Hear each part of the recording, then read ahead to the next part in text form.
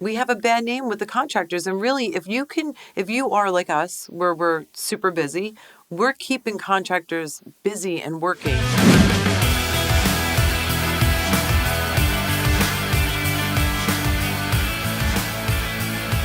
Contractors look at flippers as we're always looking for a discount. We want the cheapest, but yet the best. I'm glad you said that. So, it goes hand in hand as far as, a flipper, an investor, and a contractor, the relationship. You have to work together as a team. And you have to. I'm glad you brought that up, Nick, because we have a bad name with the contractors. And really, if you are like us, where we're super busy, we're keeping contractors busy and working.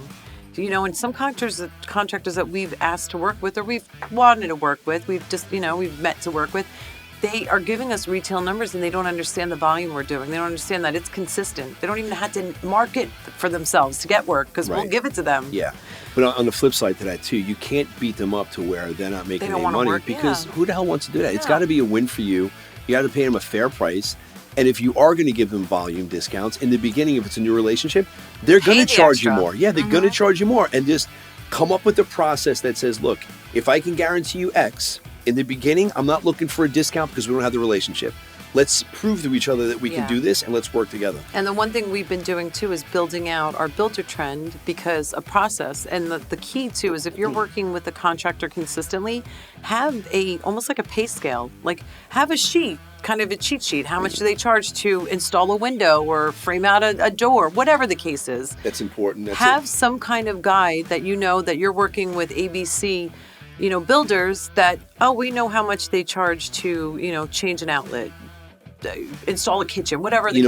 You know what? And that's a good point. You have to have the checklist. When you get to a point that we're at, we actually have our own matrix and we tell the contractors, all right, this is the budget that we came up with for electric, for plumbing, for regular construction, whatever it is. We'll take care of the materials. Here's the labor cost we're willing to pay. Yeah. And we give them a detailed scope of work, and then we go over and we negotiate. And sometimes we're right on, sometimes we're a little off, but we always come up with a number that's fair for both. But absolutely. Key thing with making sure you don't get taken advantage of by contractors, the number one thing is vet them.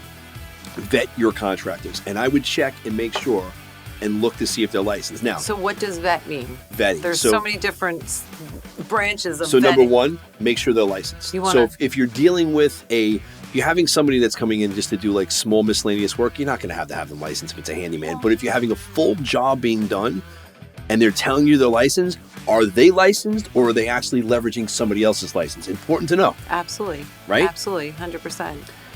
Aside from that, you want to trust and verify. So you want to believe what they're telling you, but you also want to verify. So if it's something like with permits, you want to trust that, yes, they've pulled the permits, but just verify. Get a copy of the permit. Ask them, Yeah, but I think even before you get the permit side, you want to vet the people. Let's go through the vetting process on like what vets. Go see their job sites. If they're on a job that you can maybe pop into. Checking out the job site's important. And Pictures. So with the job sites though, you want to go there and you want to look at their jobs at various stages, right? Yeah. So you want to look at it in the beginning when they're first doing the demo, the clean out. If it's them doing it or somebody else, you want to see if they're subbing it out, what the job looks like.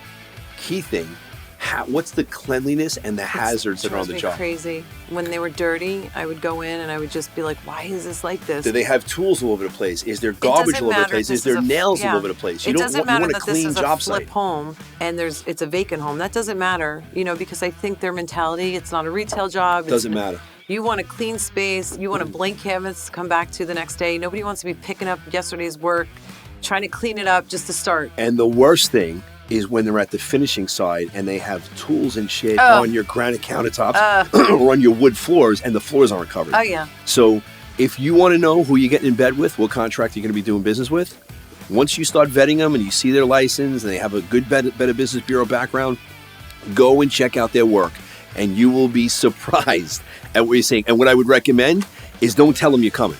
Yeah. Get a couple of addresses that they're working on and do a pop-up drive-by so you can see really what the job looks like when they don't know you're going to be there. Because if they know you're coming, they're going to be on the best behavior. And some of them who don't care, the place is still going to be wrecked. Those are the ones you steer clear from. No doubt. Oh, yeah. Yeah.